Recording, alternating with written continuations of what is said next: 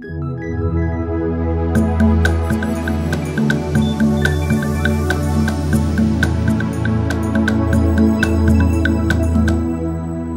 31st, 4:15 in the afternoon, going to visit a client. I'm on the freeway, stop and go traffic on I-45 near the Woodlands, and all of a sudden I hear this screeching noise. And I'm thinking, oh, someone's going to get hit. Look in the rearview mirror, it's going to be me. And I got hit really hard. I had my seatbelt on, I had my head back, I sit properly in the car, I use good ergonomics, and wham! So after the accident, and I had kept about 3 cars links in front of me, so I had 3 car spaces between me and the next car, because it pushed me almost to hit the next car. But fortunately, I had a good space, so it was just my accident. Pulled over to the side, and the lady comes down to me, and she said, well, the first question I said, because I was pretty shook up, what happened? She said, well, I was distracted, and you stopped.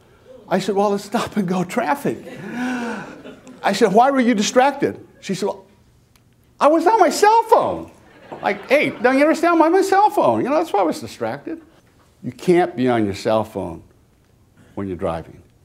But most important, the lessons that I share with you today will help you be safer, and that modeling of that behavior will be done by your employees.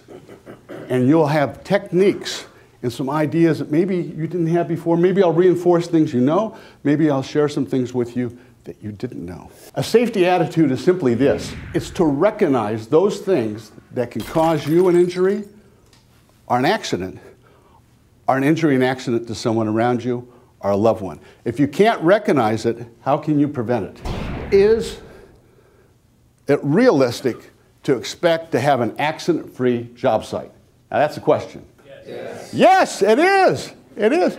At one of the sites at DuPont, working 24 hours a day, 3,000 employees, we had no reportable accidents for over 4 years.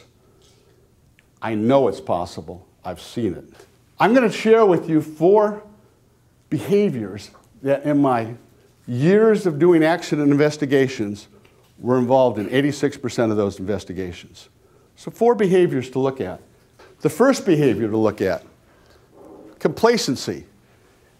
And this is a question of the group. Can multitasking lead to accidents? Does taking shortcuts lead to accidents? Absolutely. Any kind of shortcut. We think we know how to do things that we've been there a while. At DuPont, we used to call them the dinosaurs because they could work and do things and take shortcuts, do things a little different and not get hurt, but they had 20 years behind them. The problem with the senior person, the experienced person, the dinosaur, is that the younger workers that don't have all that knowledge model the behavior. So you have to be very careful to help train and retrain your experienced people to do it the current way. Because if they do it the current way, all your younger workers will do it the current way, and they'll model that behavior. Very important to get buy-in from your most senior people. Can texting or being on your cell phone cost you your life? Yes. About 2 months ago, I was leaving where I live up in Conroe. And as I was leaving on a 2-lane street, 1 lane each way, all of a sudden this white Prius starts crossing the double yellow line and heading toward me. And before I could even honk, I pull over to the ditch, and I never saw her head like this all the time. These are real things, and something that you want to share with your employees and yourself.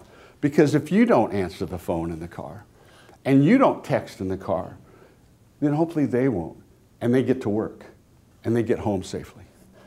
Focus distractions.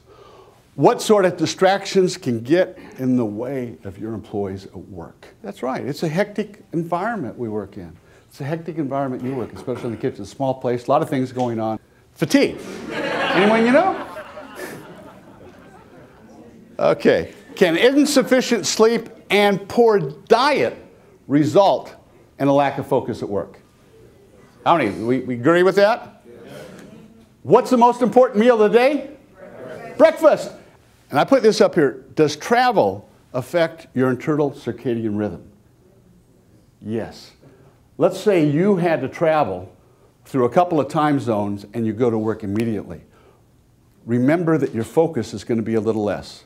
It's not going to be the same. Your employee comes back from a vacation, and that vacation was in Florida or California, where they've gone through several time zones.